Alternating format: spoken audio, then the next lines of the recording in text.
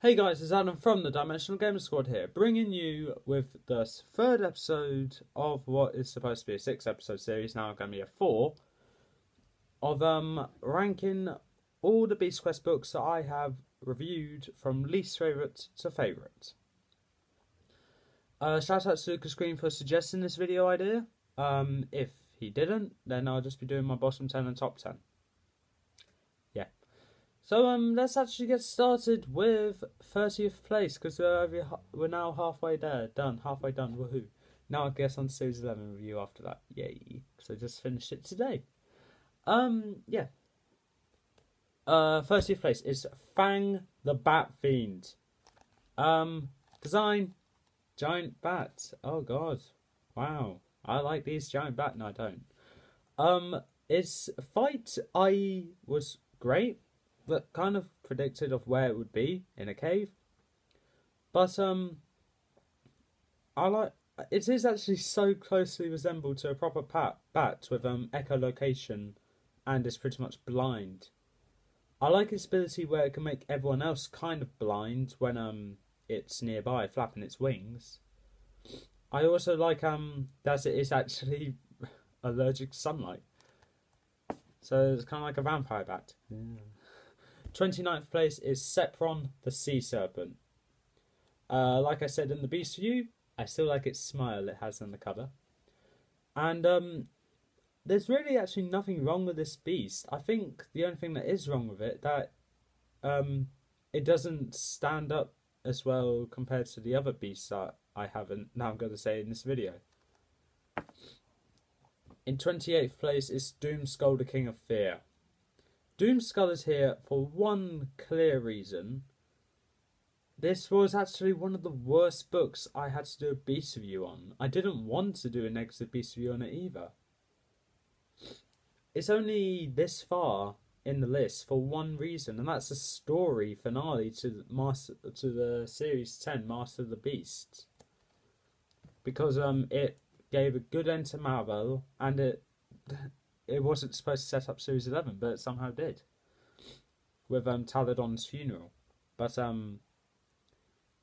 the start of Series 11, Taladon's funeral. Yeah, so that's what Doomskull is here. Series 7 is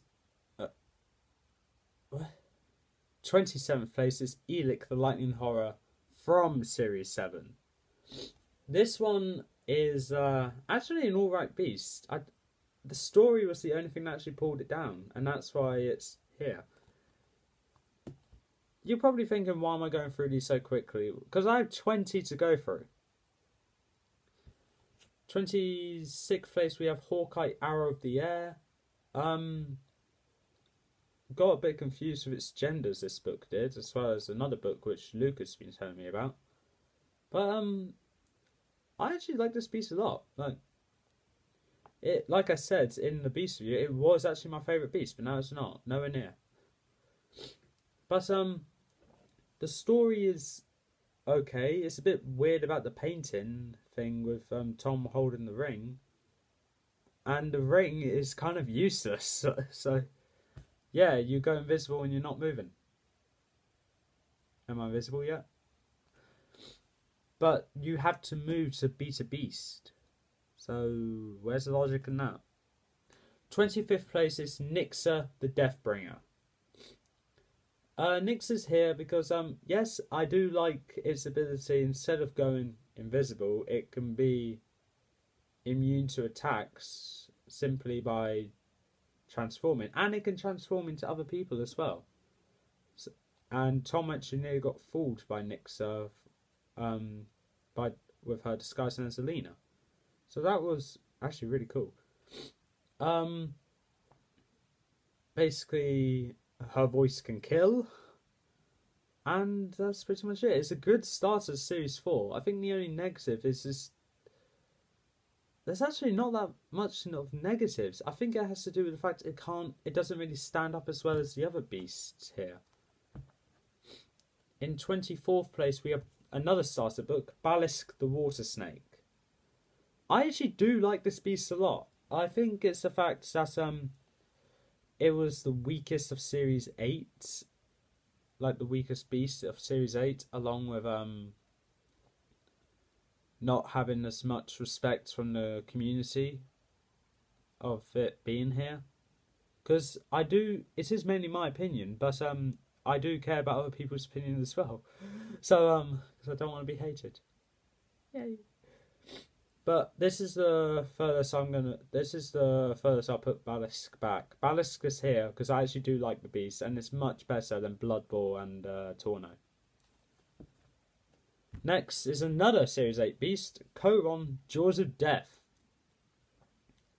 This one is a lot better than Balisk, though. I know I said I do like Balisk, but I like other beasts more, and Koron is the one I like more.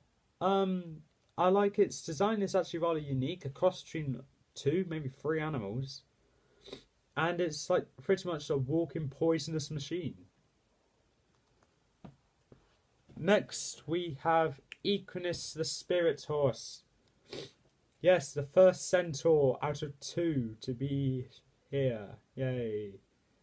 Equinus, compared to Nixa, is a smidge better.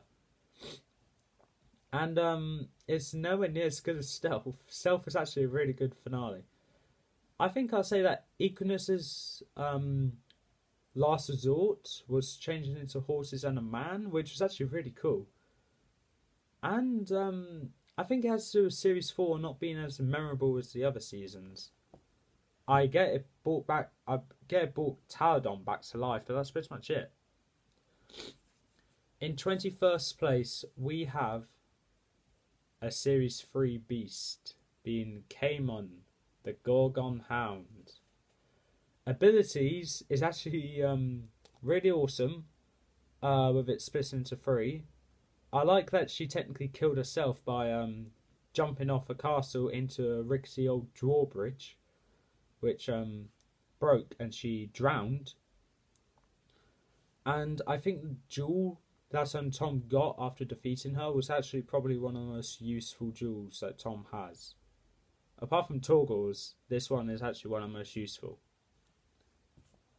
So now we're halfway through this video. I got 10 more beasts to talk about, and then we're on to the final 10.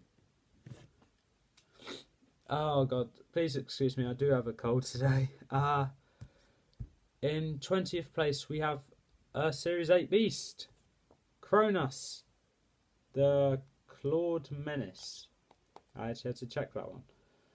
I'm not sure what I could say about this one. I do like its design. I know it's a giant vulture. Abilities are cool. The laser eyes are a bit weird, but the laser eyes are probably the coolest ability, and also the cause of Kronos' death. The story was alright. I don't really like Nanook to begin with, but still, I don't really like what they did with Nanook by making her guard a tree that can move. So sure, Nanook, stay here and guard this tree, okay? It may move, but stay here. In 19th place, we have Series 5's Tremor, the Earth Lord. This one was actually a really good book. It looked like it was going to be a good book, and it was a good book. There were some people that are a bit skeptical about it, but it's a good book. What can I say? I think I'll go say that it's a bit confusing when it gets to the fight. I know I said the fight was good, but I actually, compared to the other beasts, I actually can't remember much of this fight. All I remember from this fight is Silver went first. So yeah, in 18th place and bringing the end to Series 4 in this list is Stealth, the Ghost Panther. What can I say about Stealth? It is the best beast of Series 4 by a long shot. I think a negative, how to say for it, along with all the other beasts of Series 4, it doesn't really fit in with the other beasts, because other seasons have bad beasts and great beasts. This series has bad beasts and 3 okay beasts. I'm a bit upset with Series 4, but it doesn't change the fact it was a good story. Next, we have the end of another season, being Series 8. Hexen the Body Snatcher. This is kind of facing a similar problem that Stealth did, or Series 4 did, but instead of the bad story, instead of the bad beast, it's a bad story and a good beast. But Hexen was actually a good beast because it was actually the most unique out of all of them. Now we're down to 6 more beasts to talk about, meaning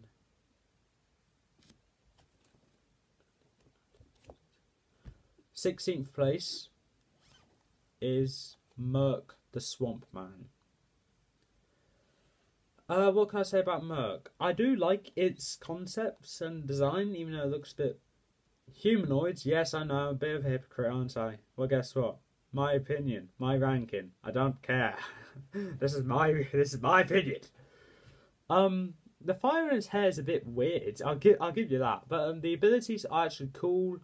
The vines it has on him, he can use as a weapon to trap his victims. And the way it died was actually really cool, and also a bit stupid on Merc's side, by having him get out of his marshy area to dry up, harden, and then crumble down to the ground.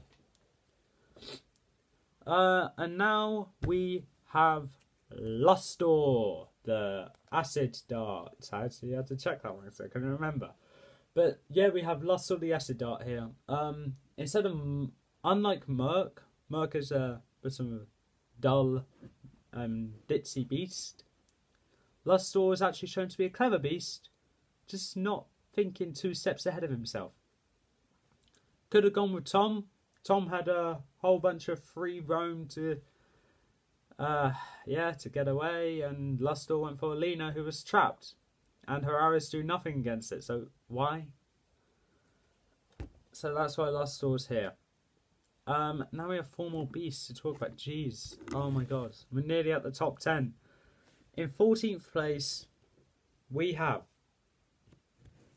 Sting, the Scorpion Man. What can I say about this one? Trying to think what I need to say first. I don't like you. Sting is actually a really great book. I like that it was actually the first book to actually have a boy or man transform into a beast. And it was something that was actually really popular. They decided to take it and put it in 2 books of Series 9. And I believe a special. Yeah, well, I know it's a special because I read that special. So it actually was a good book that had ideas recycled to later books. This one was the original Boy to Beast. 13th place, we have another Man to Beast, Spikefing the Water King. Spikefing is here because, yes, I admit the transformation is kind of recycled from Sting, but I do need to mention that the fight was a lot more interesting and the beast actually was defeated. Because Sting wasn't defeated, only lost his tail, and we never saw him again. Why? I like Sting. Okay, so 13th place is Spikefin because, abilities are great. The fight was awesome and actually unique. The design, yes, awesome. Story, recycled but good. Second best in Series 9. Now we're down to the final 2, and I honestly, if I could, this would also be my top 10, but 10 has 10 books instead of 12 books. So these 2 are more along the lines of honourable mentions to top 10. So 12th place is Epos the Flamebird. Design is actually great. I do love my phoenixes as well as I love my centaurs as well. And the abilities are awesome, and the fight was actually really good, and actually it's actually a long fight for a finale. Like Trillion, this one was actually one of the longest fights for a finale, unlike Trillion. But Trillion was the whole damn book, but it's still like... Epos was actually amazing. I actually thoroughly enjoyed Epos. 11th place now. If you might be surprised at what it is, because I said I love my centaurs, but Tagus is actually 11th place. Tagus is here because compared to the other beasts which are in the top 10, and I'm sure you know at least some of them, they don't really stand. Look, Tagus doesn't really stand up to them, though.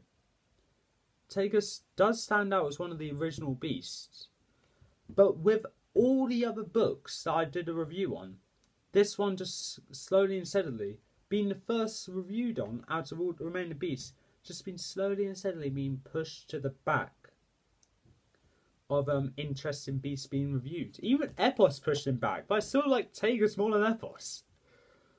The fight was actually interesting, tested Tom's endurance like Sepron's did. This one I feel like was a lot better, and it tested Storm's endurance as well. The design, I admit, is terrible. The abilities, I also admit, are terrible. That's why it's here. The story and the fights were amazing, though. And that is actually the 20 books I'm doing on a review on Earth. I'm ranking today, meaning I'm down to my last 10 books. And I'm sure you can guess which one's my favourite right now, since I said it in the Beast Review. Oh my god, I'm actually looking forward for this one. Oh yeah, also, Series 1 is no longer eligible to be in the top 10 now, because I already said all of them. So that means we have Series 2, 3, 5, 6, 9 and 10 left. I think I got that right. Not sure. But yeah, we have only 8 more seasons left that have books in the top 10. So that's good. And now I believe that is all for this time.